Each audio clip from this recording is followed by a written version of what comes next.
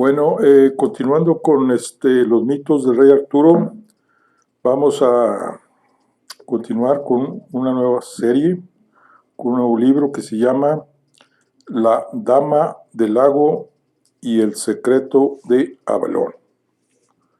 Se llama La Dama del Lago y el Secreto de Avalón.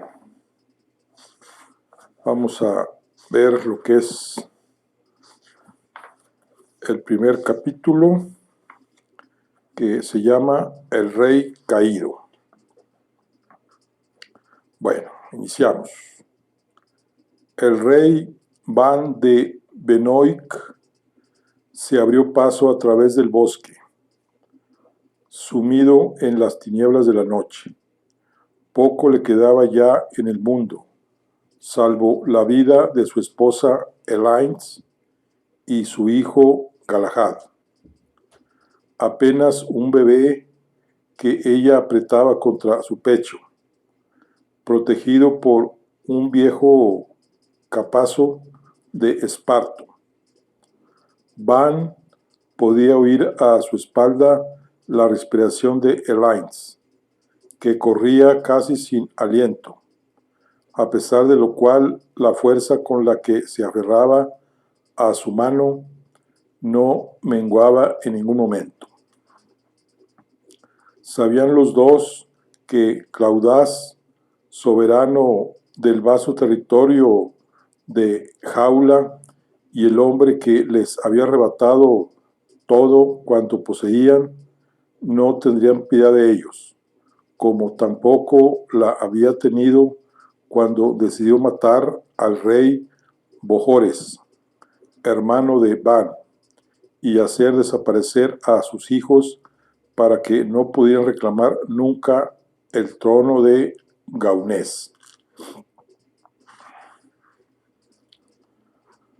Al hacerse con los muy principales territorios de Benoic y de Gaunes, Claudas daba un paso decisivo en el propósito que desde antiguo lo enfrentaba con Bretaña, la menor, incorporar a su reino aquellas tierras ligadas por alianzas con los señores anglos para que todo Gaula se hallara bajo el dominio de una misma corona, la suya. En plena noche, con la niebla descendiendo de las montañas, el agreste bosque de Broceliande era un laberinto. La fronda era muy densa, y en la oscuridad apenas permitía distinguir alguna forma.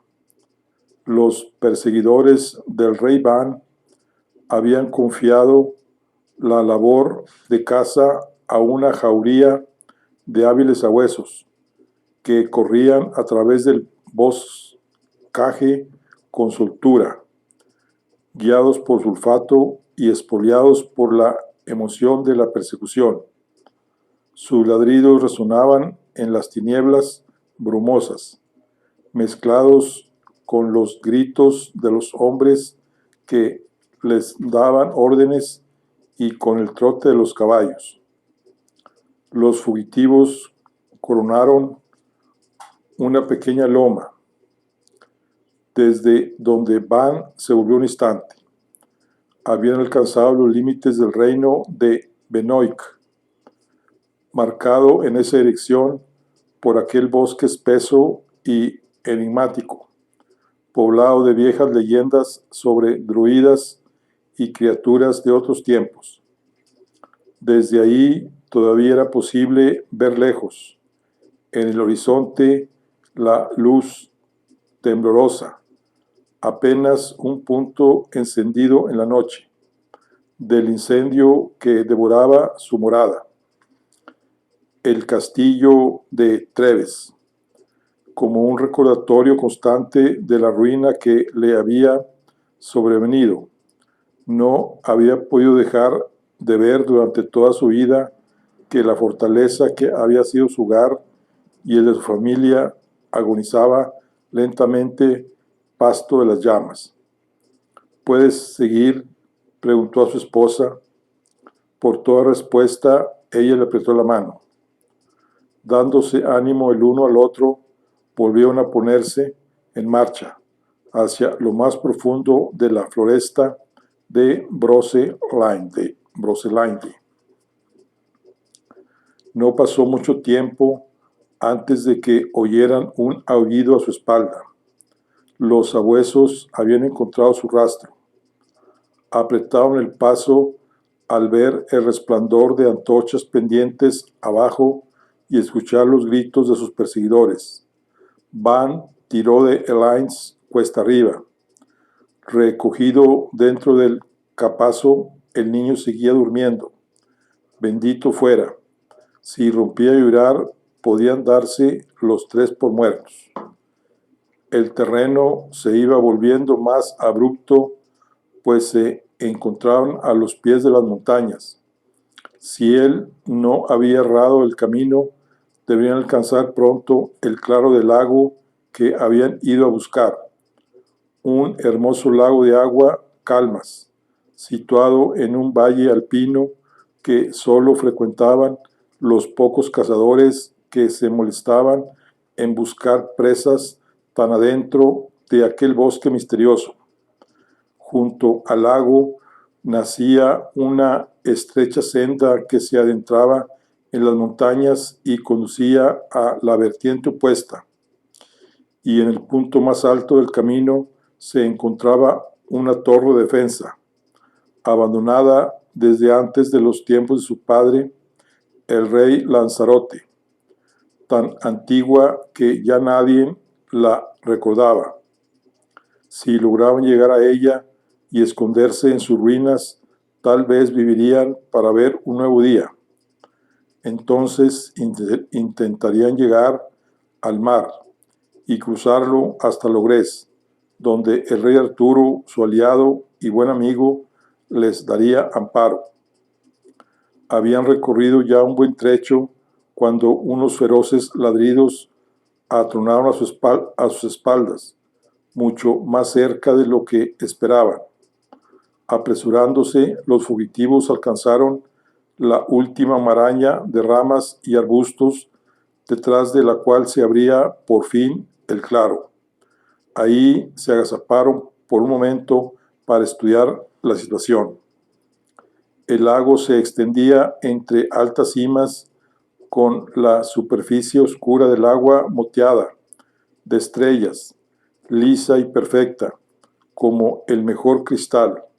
La niebla envolvía la orilla como si pretendiese levantar una barrera entre el reino de los vivos y el de los muertos. Una visión fantasmagórica que traía enseguida a la memoria las historias de criaturas mágicas que siempre habían contado las gentes campesinas sobre Broselinde.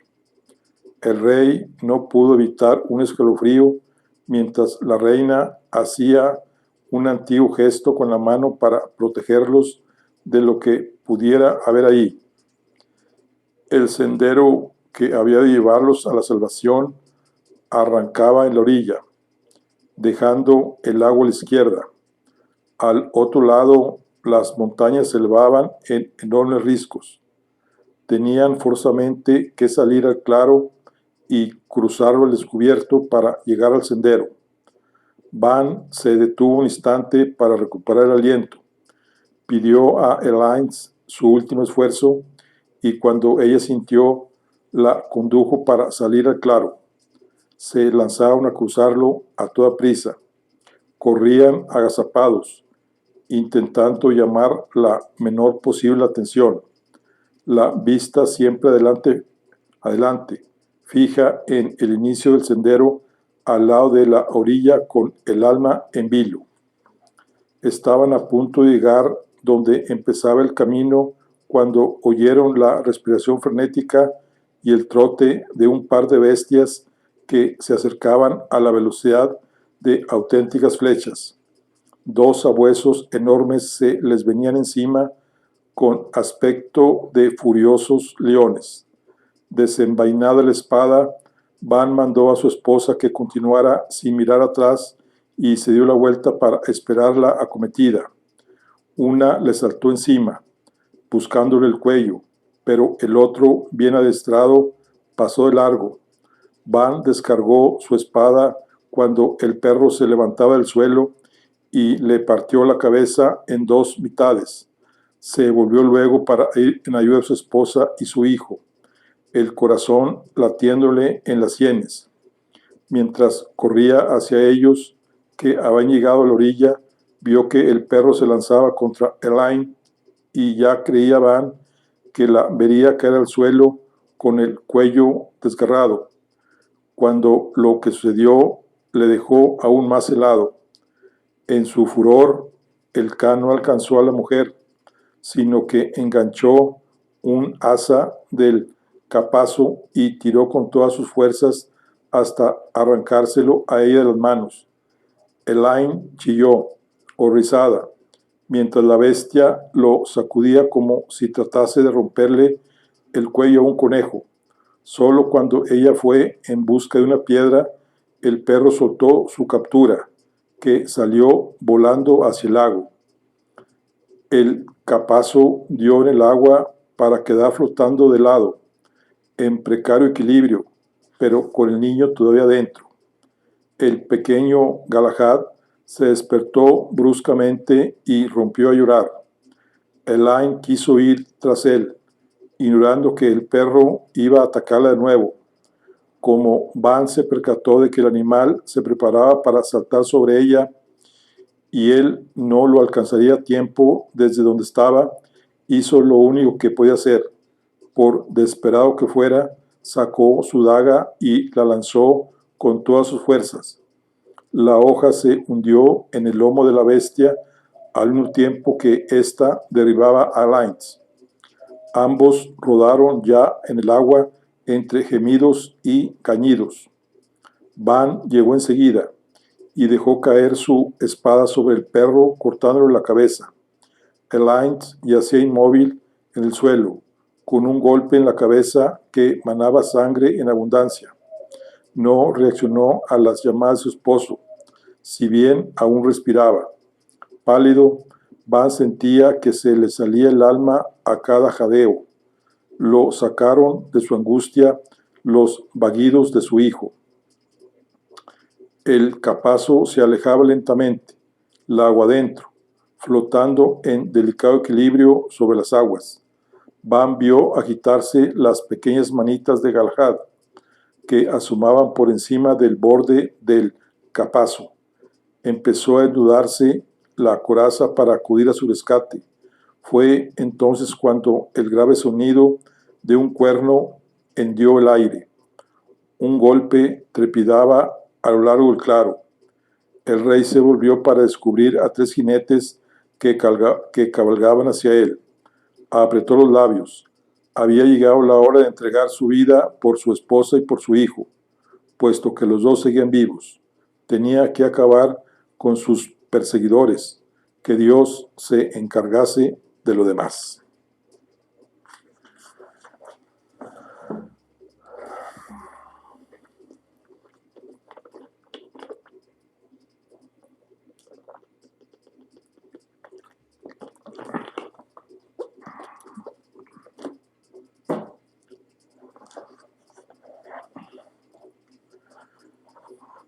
Irguiéndose, se plantó delante de Elaine, protegiéndola con su cuerpo. Como única declaración de intenciones, adoptó una guardia baja, la más ofensiva. El primero de los jinetes, blandiendo un hacha, picó el anzuelo y lanzó su montura contra él, confiando en llevárselo fácilmente por delante. Van permaneció inmóvil frente a la carga. El corazón, que hasta entonces le había estado latiendo desbocado, se serenó. El miedo a la muerte perdía sentido cuando uno hacía frente a su certeza. No se movió hasta que el jinete se inclinaba para descargar un hacha sobre su cabeza. La espada del rey centelleó a la luz de la luna y trazó un arco perfecto que cercenó las patas delanteras del caballo. El jinete no tuvo la oportunidad de dar el golpe, porque se derrumbó a lomos de su caballo. El crujido del metal, la carne y los huesos resonaron en la quietud del lago. Van lo remató rápidamente en el suelo, clavándole la punta del arma en el cuello por encima de la gola de malla. Los otros dos jinetes desmontaron y se acercaron a pie, las espadas prestas. Uno llevaba una coraza demasiado pequeña para su voluminoso cuerpo, arrebatada traidoramente a un caballero caído en el campo de batalla. El otro, más delgado, llevaba protecciones de cuero endurecido, pero brazales y grebas de orígenes dispares, también robados. Sintiéndose menos protegido, iba detrás Claudaz. Sintiéndose menos protegido, iba detrás. Claudaz tenía como rastreadores a sus hombres más pendencieros. Ahora bien, si creían que el rey Ban de Bencoit esperaría dócil a sus verdugos, no lo conocían en absoluto. Él también fue a buscarlos con la espada en una mano y el hacha del enemigo caído en la otra. Primero Ban fue contra el de la coraza. Le lanzó un tajo al costado y cuando el soldado lo bloqueó, Ban le pateó el vientre y lo tiró al suelo, quitándoselo de encima para girarse y encararse al otro, que se arrojaba contra él con la espada en alto. El rey desvió la estocada con el hacha, que luego usó para hacerle bajar el filo. Mientras lo flanqueaba y le ganaba la espalda, colocado así, descargó la espada con furia de arriba abajo, cercenándole la pierna a medio muslo. Sin piedad le clavó luego el hacha en la cabeza, con lo cual interrumpió el grito que justo acaba de comenzar. En ese momento vio que el de la coraza cargaba contra él. Cogido a contrapié, no pudo desviar la estocada y tuvo que bloquearla como pudo. La fuerza del impacto le hizo retroceder y perder el equilibrio. Su oponente lo juzgó debilitado y comenzó a acosarlo con fiereza. Ban pudo desviar los primeros golpes, pero al fin llegó uno que le abrió un corte en el muslo, y entonces, dolorido e incapaz de retroceder lo suficiente, no pudo evitar que una estocada decisiva le penetrara por el lateral de la armadura y se le clavara en el costado. El rey perdió la fuerza en sus extremidades, que ya no le respondían. Cayó de rodillas. A sus pies se iba formando un charco de sangre cada vez más grande. Para no desplomarse, se apoyó en la espada, cuya punta se clavó en el lodo ensangrentado. Ergido solo gracias a su arma, vio la victoria en los ojos de su enemigo. El soldado de la coraza la festejaba ya en su cabeza, pensando en los honores que Claudaz le otorgaría cuando le llevase la cabeza del rey Ban de Benoit. Avanzó, confiado de que iba a dar el último golpe. Ban lo miraba fijamente, con el gesto desbaratado, pero cuando su atacante levantó los brazos para alzar la espada, vio que le quedaban las axilas protegidas. En ese momento cerró los dedos alrededor del astil del hacha que seguía teniendo en la mano, aparentemente desmayada, y alzó el arma con las últimas fuerzas que le quedaban, para clavársela al otro donde estaba el descubierto. Se oyó el crujido de sus costillas. El hombre escupió un estallido de sangre al instante y dejó caer la espada entre sus manos, súbitamente sin fuerzas. Un torrente rojo bajaba por su costado. Se vino abajo. El rey Ban respiró hondo. aquello era su fin. Apoyándose en la espada, se levantó con gran esfuerzo y arrastró los pies como pudo hasta llegar al lado de su esposa, cuya frente se había hinchado y amoratado. Después buscó con la mirada el capazo con su hijo en el agua, pero no lo encontró. Durante la lisa, alguna caprichosa corriente se lo había llevado. Escudriñó las aguas calmas y oscuras, testigo mudo de su desgracia, y las maldijo por su silencio. ¿Acaso se habían tragado a Galahad?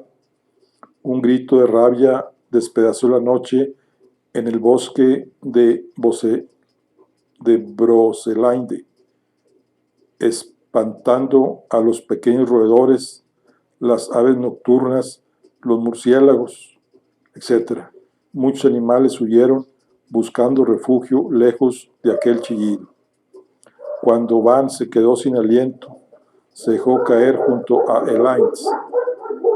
Bien sabía Dios omnipotente y las antiguas criaturas del bosque, si es que alguno de ellos existía y lo había estado espiando, que había luchado hasta el límite de sus fuerzas, hasta el final, pero no había sido suficiente.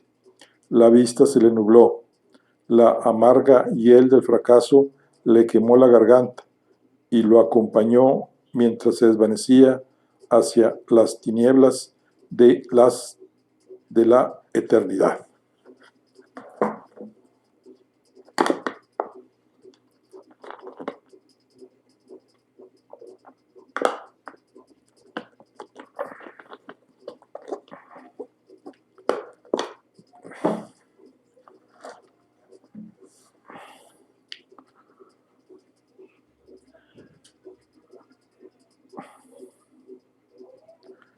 El amanecer y el anochecer eran los dos preciosos momentos del día en que todas las dimensiones de la realidad, las perceptibles por los 5 sentidos convencionales y las que sólo eran accesibles y sensibles a sensibilidades iniciadas, se hallaban más cerca, casi en contacto.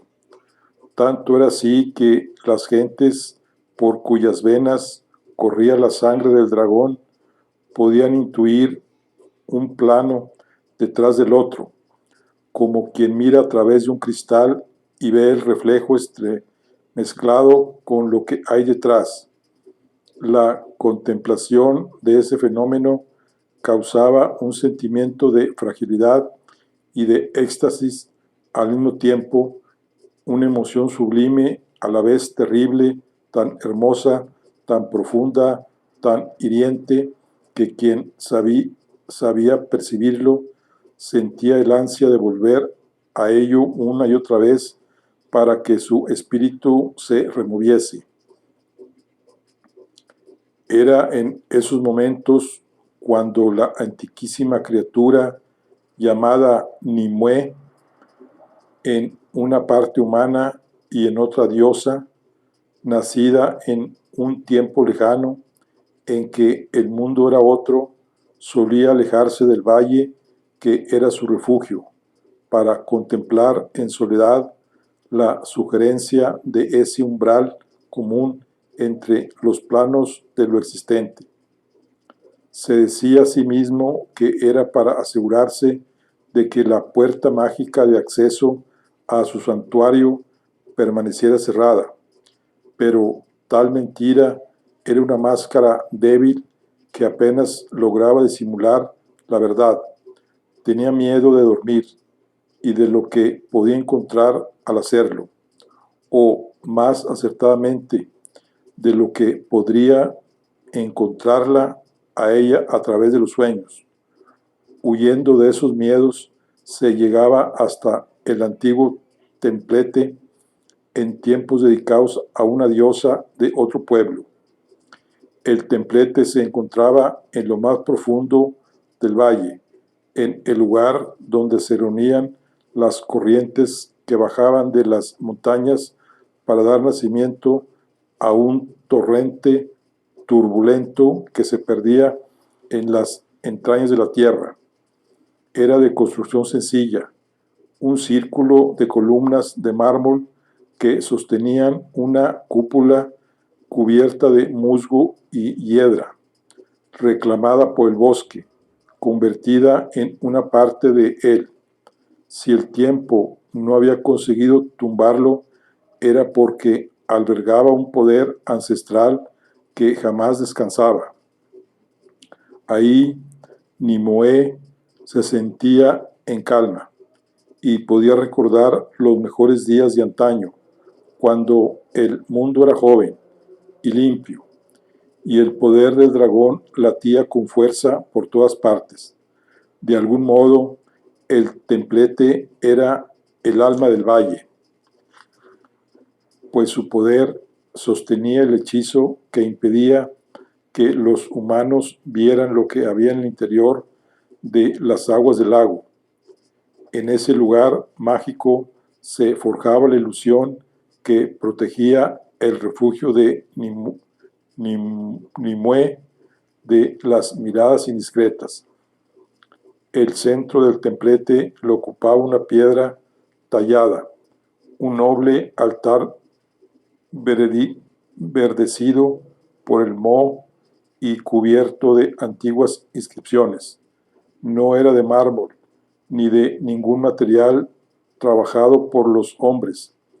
Procedía del lugar más sagrado que aún existía, cuyo nombre Nimue nunca pronunciaba en voz alta.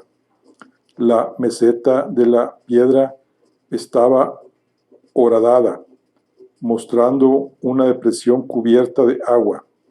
En la superficie del agua, reluciente como su espejo, Nimue era capaz de contemplar lo que ocurría más allá del valle oculto debajo del lago.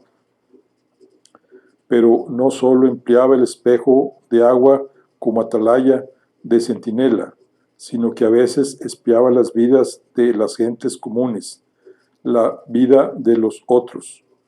Escuchaba sin ser vista las historias que los labriegos contaban a sus hijos en sus cabañas, al abrigo del fuego. Contemplaba a los niños dormir con rostro sereno sobre jergones de hojas y paja. A veces miraba dentro del valle, sorprendía a sus doncellas, las muchachas perseguidas que habían ido acogiendo, bebiendo licores destilados directamente del cáliz de las flores y bailando a la luz de la luna, sin pensar que cada vez quedaba menos tiempo para la magia en el mundo. Nimue veía muchas cosas en las aguas sagradas, y aún así nunca había esperado lo que vio aquella noche al acercarse al templo para degustar la cercanía entre los mundos.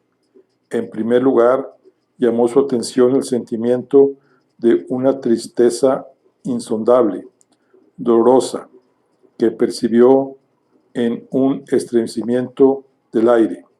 Después, al espiar a través de las aguas de donde procedía, se halló mirando a los ojos de un hombre a quien la vida lo abandonaba a la orilla del lago. En su congoja latía la pérdida de todo lo que amaba, la esposa que yacía a su lado y su hijo pequeño. A Nimue no le conmovía la muerte de un humano desconocido. Estaba en la naturaleza de los hombres matarse entre ellos constantemente. Lo que la sobrecogió fue que reconocía a ese sufrimiento de un modo íntimo, porque era el suyo propio. Fracaso, absurdo, inutilidad, la frustración por haber fallado precisamente en aquello que era más importante, el hundimiento absoluto. La aflicción de aquellos ojos resonó con tanta fuerza en su interior que se quedó sin respiración. Trató de apartar la mirada, pero no pudo. Los ojos de aquel hombre contemplaban el rostro de su esposa, caída a su lado, con una ternura que le atenazó la garganta.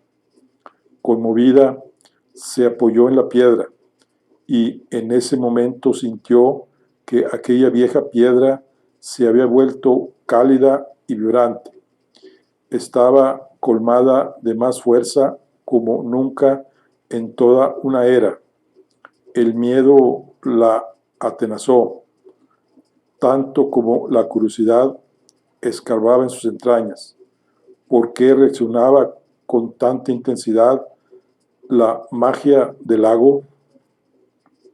Como respuesta a su pregunta, advirtió que la imagen ya no reflejaba al hombre agonizante, sino una figura diminuta que se hundía lentamente en el lago. Lo veía como si estuviera en verdad ahí mismo, en el agua del espejo contenida en la depresión de la piedra, con el tamaño de una hormiga. Era un bebé cuya pequeña vida estaba a punto de extinguirse. Lo sentía ahogarse como si se ahogara ella misma. Era el hijo de aquel hombre había perdido. Una urgencia que no le pertenecía por completo se apoderó de ella. Sabía que podía salvarlo. Sentía la inclinación de hacerlo.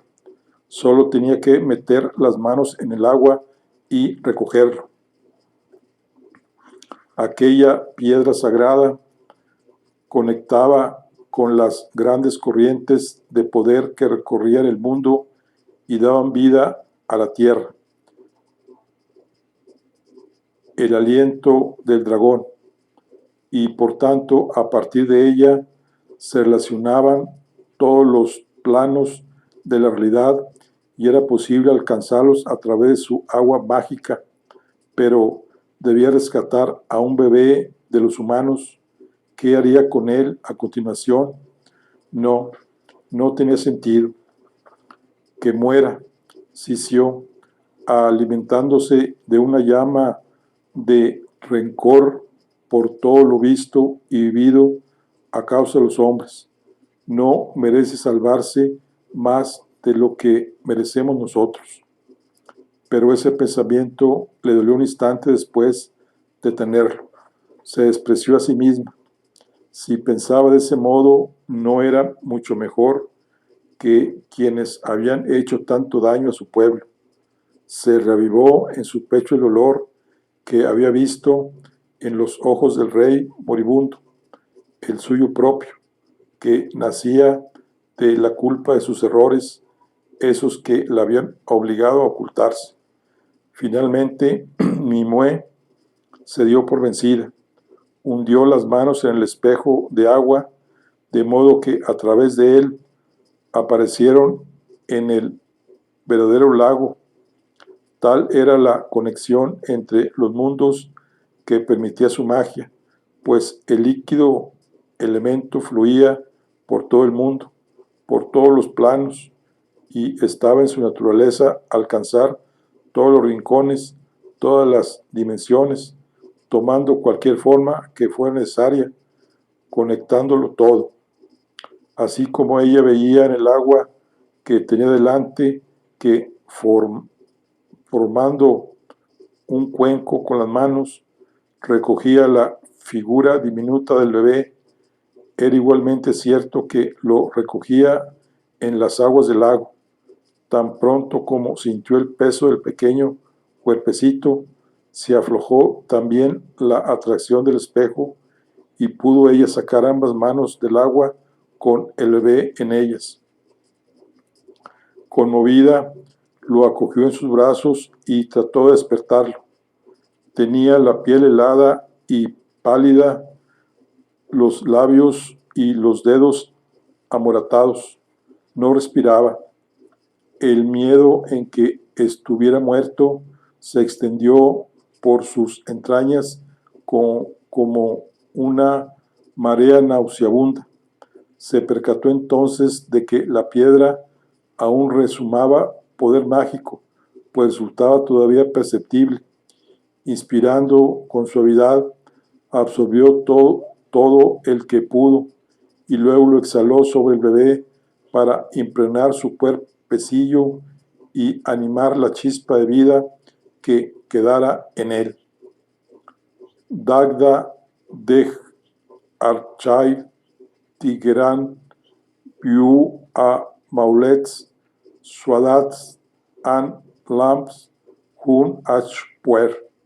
Así habló en la lengua mágica, pidiendo al buen padre Dagda, señor de la vida y la muerte, que tocase a ese niño con su poder. Sin embargo, no ocurrió nada. Había tardado demasiado en reaccionar. Había vuelto a cometer otro error, ya no por acción como anteriormente, sino por omisión. Sintió una angustia que le ardía muy dentro. Después vio que la piel del bebé recuperaba su color sonrosado y que el niño movía los dedos de las manos como si despertara de una breve siesta. Un instante más tarde abrió los ojos y lanzó un potente sollozo. Nimue se dejó caer en el suelo del templete, estupefacta por todo lo que estaba sintiendo. Emociones olvidadas, suprimidas con esfuerzo a lo largo de los años. Se encontró dejando escapar unas lágrimas, abrazada al niño que se agitaba y berreaba a pleno pulmón. No lo conocía de nada, pero solo con tenerlo entre los brazos y ver su rostro diminuto sentía que debía protegerlo. ¿Por qué? Eso sí que era un prodigio, no uno mágico sino natural.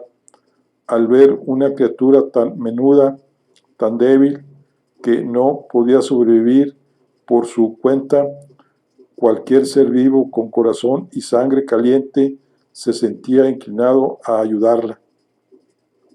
Ahora bien, no podía dejar de lado que para rescatar a aquel niño lo había traído al lago, el lugar que era un santuario, a salvo de los humanos, siempre que se había dejado llevar por el instinto en el pasado, nunca le había traído nada bueno. Miró al bebé que iba cansándose de llorar por momentos, hasta que llegó a callarse y a mirarla con una fijeza impropia de su edad. Tenía los ojos más hermosos que ella había visto en un ser humano. Parecía que supiera los pensamientos que le oscurecían el corazón. No te preocupes, le dijo con un hilo de voz. Aquí estarás a salvo. El niño se limitó a mover las manos sin dejar de mirarla. La nostalgia invadió a Nimue e hizo que suspirara. Se levantó con el niño en brazos y se dirigió de vuelta a casa. Su llegada con un bebé humano en los brazos sería recibida con estupefacción por todos los que ahí moraban, pero nadie puede decirle cómo actuar en su santuario. No en vano era ella quien lo había criado y quien había acogido a todos los demás.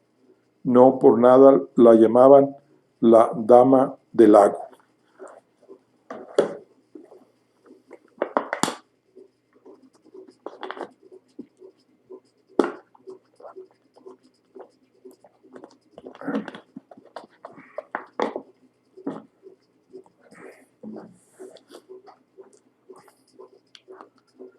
En el valle de debajo del lago se veía el cielo, como si no existiera la inmensa masa de agua que desde el exterior parecía recubrirlo, porque de hecho no existía sino en otro plano. Ahí nunca caía por completo la noche, porque las hojas de los árboles se alimentaban de la luz de la luna y de las estrellas, y al ponerse el sol emitían un suave resplandor.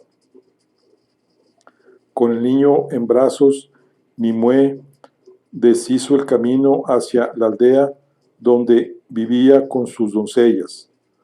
Adelante se recordaban las caprichosas formas de los tejados. Adelante se recortaban las caprichosas formas de los tejados. Las doncellas del lago eran muchachas que no tenían lugar en el mundo exterior, pues habían manifestado al nacer que tenían sensibilidad ante el poder del dragón.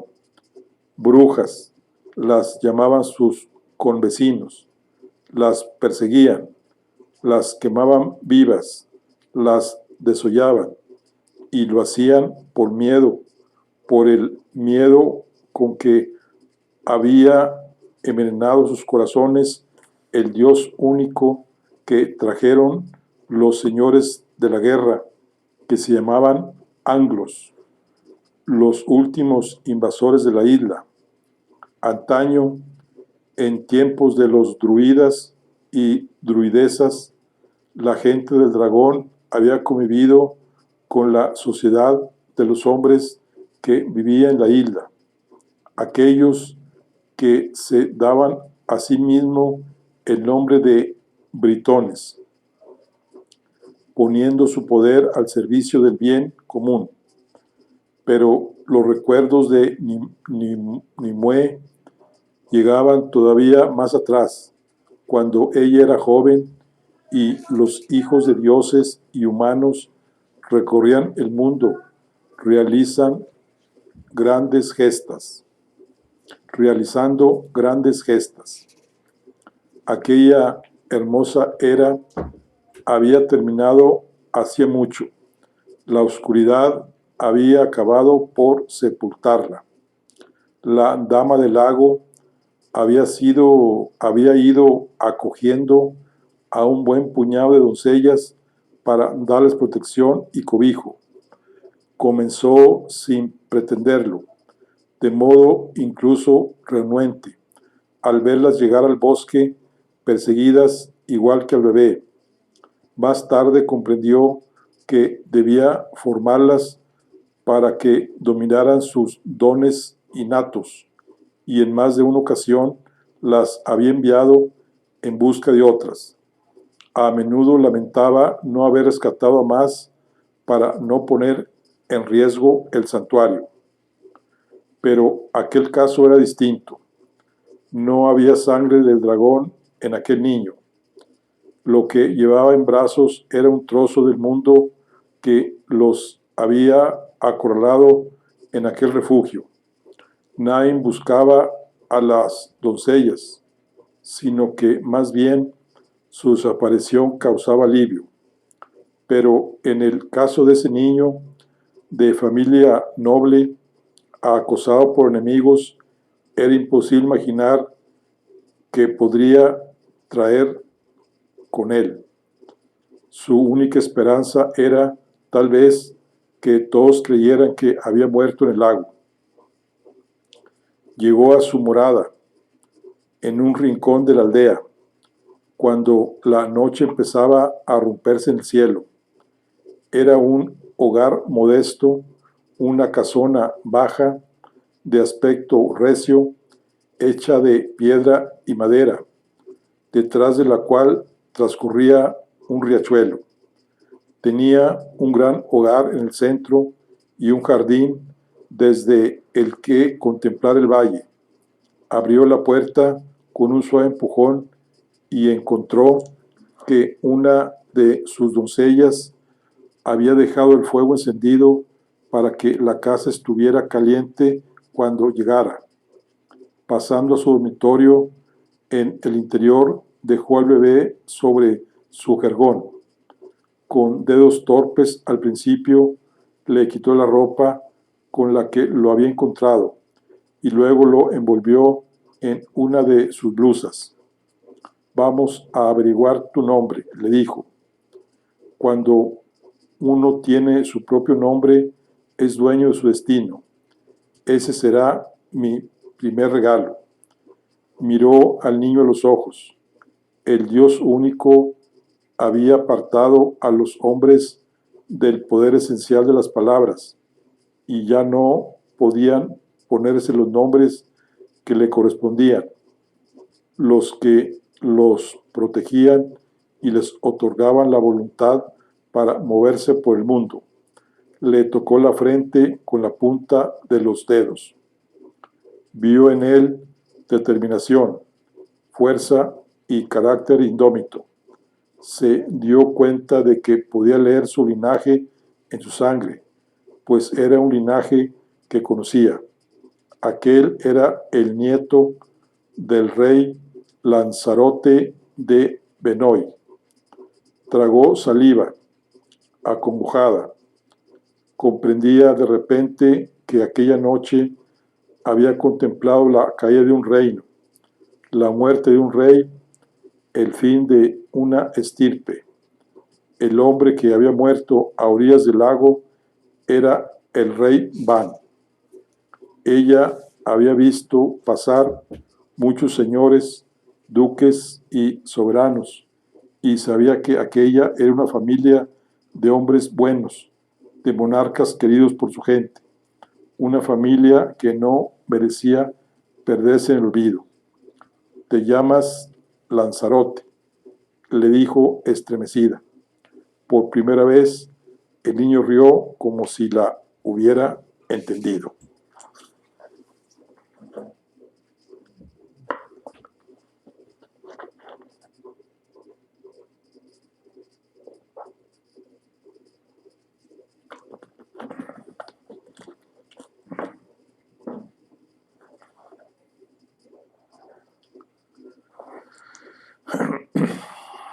A primera hora de la mañana, la presencia del bebé había corrido de boca en boca entre las doncellas del lago, que habían ido acudiendo a la casona de su señora para verlo. Todas se habían mostrado inquietas por lo que pudiera conllevar, pero fue solo un instante. No tardaron en dejarse llevar por el gozo que les causaba ver a un niño tan pequeño y alegre. Por supuesto, Aine y Gilda se habían mostrado más reticentes, pero al fin las había convencido la determinación de Surya, dispuesta a enfrentarse al reto de criar al pequeño ella sola si era necesario, según dijo, no queriendo soltarlo en ningún momento. Pero no eran ellas las que podían darse cuenta fácilmente del peligro que podía suponer para el valle de debajo del lago la presencia del pequeño. Era ya cerca del mediodía cuando, habiendo salido a pasear, Nimue se sentó a la sombra de un frondoso roble con el niño en brazos y, cerrando los ojos, se dejó acariciar por la brisa. Cuando oyó el crepitar de la maleza, supo que llegaba la visita que esperaba. Al abrir los ojos, vio al anciano Pil, arrugado y bulboso, moverse entre los árboles.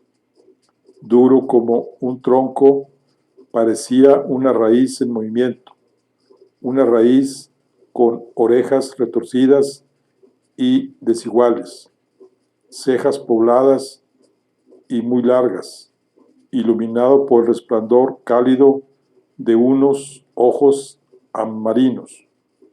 Se acercó al ver al niño sin decir nada, con su caminar agotado, apoyándose en un bastón.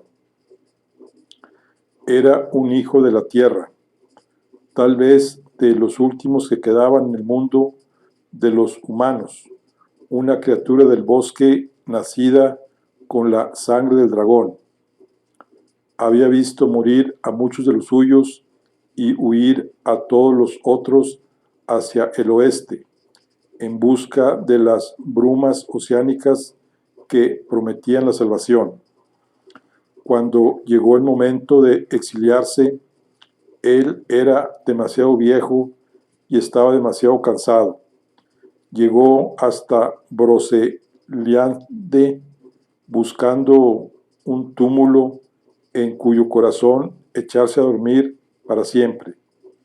La dama del lago lo encontró agotado y herido, al borde de la muerte. Ahora, mucho tiempo después, ella no tomaba decisiones importantes sin su sabiduría milenaria. Bill era su consejero. Por eso sabía ella que no tardaría en venir a verla. El niño dormía en los brazos de ella. Bill lo estudió un buen rato, dejando escapar pequeños suspiros de vez en cuando. Te has animado un poco tarde a recuperar las viejas costumbres, dijo por fin con una voz suave que no casaba con su aspecto rudo. Aludía a aquellos tiempos en que los humanos temían que los hijos de la tierra les robasen a sus bebés en la cuna, lo cual no era, por cierto, un temor infundado, sino una manera habitual de resolver cuestiones de deudas entre ellos. Nimue le explicó lo que había presenciado en la orilla, la muerte del rey Ban, el niño que caía al agua. Bill le sostuvo la mirada un rato, queriendo aparentar que reflexionaba, cuando Nimue sabía que estaba preocupado. Le has puesto nombre, dicen tus doncellas. ¿Qué intención tienes con él? No estoy segura. No sabría a quién devolverlo. Fuera de aquí corre peligro, pero tampoco sabría cómo criar a un niño humano. Tú eres media humana, así es, pero no viví como uno de ellos. Bill se sentó a su lado y con la mirada perdida en el bosque circundante habló gravemente. Si es posible tener alguna certeza, mi señora, es que de quedarse aquí, en cuanto tenga uso razón y conozca cuál es su origen, querrá volver con los suyos. Es lo natural. Así lo haría cualquiera de nosotros. Nimue no lo dudaba. Bill tenía razón, como siempre. Si el niño crecía en el valle, tarde o temprano habría que explicarle la realidad que lo rodeaba. Lo más probable es que quisiera conocer el mundo e ir al encuentro de su gente. Tal vez buscar la familia que pudiera quedarle. Tendría que pasar mucho tiempo para que eso sucediera, pero llegaría igual que llegue el verano después de la primavera. Existía el peligro de que revelase la existencia de aquel lugar cuando saliera de ahí, aunque fuera por descuido. Era imposible saberlo. ¿Cómo anticipar qué clase de humano sería uno que se hubiera criado con el pueblo del dragón? No hay ningún poder en este mundo que pueda evitar que lo que nos sobreviene. Agonizamos, dijo ella, con mirada triste. No podía dejar que este niño muriera. Proteger la vida a toda costa. Toda vida es lo único que nos queda. La expresión ceñuda de Phil se endureció todavía más. No era fácil aceptar palabras como aquellas que procuraban no decirse jamás, pero eran muy ciertas. También él estaba convencido de ello. Nimue había hecho lo correcto, por mucho que alterara la calma de aquel lugar y pudiera suponer un riesgo. Por lo demás, el peligro se hallaba lejano en el futuro. Tal vez el que más sufriría sería el hombre en que se convertiría ese bebé. Mi señora, has vivido primaveras innúmeras, muchas más que yo. Puedo entender lo que sientes, pero no sé qué pensará ella. La dama del lago asintió en silencio. Sin duda era la esquiva e impredecible Anwen, la criatura más poderosa del valle, mucho más antigua que ella, la que podía suponer un problema. Deja que yo me preocupe de eso, respondió. Luego le puso una mano sobre el hombro. Este niño necesitará un buen maestro que le enseñe cómo es el mundo y quiénes son sus amigos. Vengan de donde vengan, tengan la sangre que tengan. Alguien que sepa tratar con humanos y esté acostumbrado a las gentes del dragón indistintamente, un sabio paciente y comprensivo, un tutor y protector al mismo tiempo, que le muestre cómo vivir entre nosotros sin que olvide quién es realmente. Pero sobre todo, que le enseñe a respetar lo vivo y a maravillarse ante la belleza de lo existente. Buen Phil, querría ser su maestro. Los ojos del otro se abrieron por la sorpresa. Luego sonrió en señal de aceptación tácita, de modo que su avanzada edad pareció desaparecer en un instante. Gracias, dijo ella, cuyo rostro de aspecto adulto, pero con un aire siempre fresco, vivaz, no arrojaba la más mínima sospecha de su auténtica longevidad. Phil miró al pequeño que seguía durmiendo plácidamente y le murmuró: bienvenido a tu nuevo hogar, Lanzarote, protegido de la Dama del Lago. Bueno, aquí concluimos lo que es el primer capítulo de La Dama del Lago y el secreto de Avalon. El primer capítulo se llama El Rey Caído.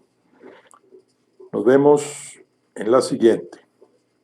Hasta luego.